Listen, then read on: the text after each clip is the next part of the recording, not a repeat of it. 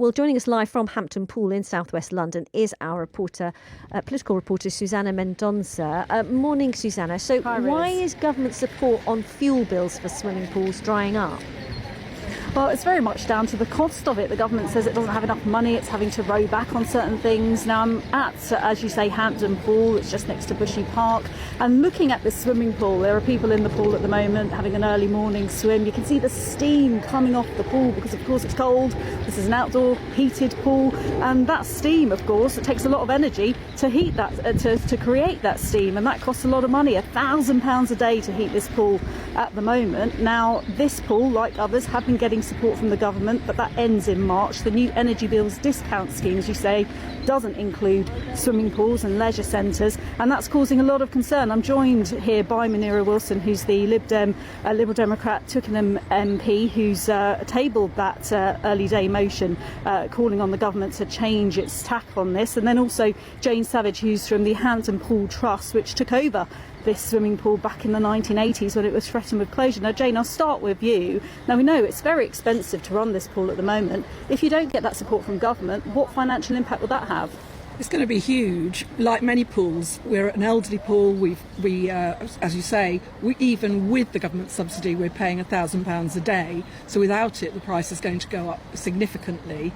We're taking all the measures we can to save energy, but we've had to put prices up for customers already, which is completely at odds with our charity, which is all about affordable swimming for everybody in the community.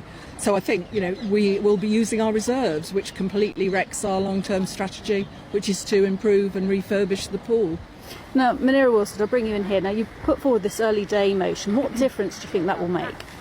Well, the key thing about the motion is it's been co-sponsored by MPs in other parties, including Conservative MPs, Labour MPs, right across the House. And we have also been asking government questions about funding for pools and leisure centres and bringing this issue up in debate to show the level of concern. It's Liberal Democrats have been leading the way, but we have cross-party support on this because community-run pools like Hampton here, it's a real treasure in the community. It's serving people of all backgrounds, and we know that physical activity and exercise is so important. It's not a luxury, it's an investment in our future. It's critical for our physical and mental health, and when you've got the NHS on its knees, that preventative action of taking regular exercise is so important, and we can't discourage people from doing that. We've got to protect a treasure like this, over 100 years old, at the heart of our community. And as you say, it celebrated its centenary just last year. Now, Jane,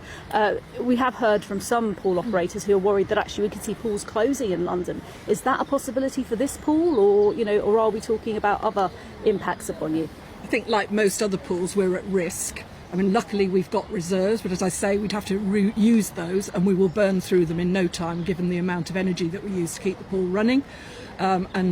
So yes, we are at risk of closure, but hopefully we've got at least a medium-term period where we hope we'll get support. We haven't got parent organisations, so there's no one else we can call on, which is why we were so devastated not to be included in that vulnerable industries list. And we focus on keeping people away from the doors of the NHS, because we've got a lot of older people who swim here, as well as lots of provision for children and young people. Now, Munira, we heard Jane just saying they're on their own here, but the reality for the government is it's got to balance different needs, and it says it doesn't have enough money for this. If it has to put money into pools, what about schools? What about hospitals, for example? Well, let's remind ourselves, in terms of the energy companies, they've made record profits.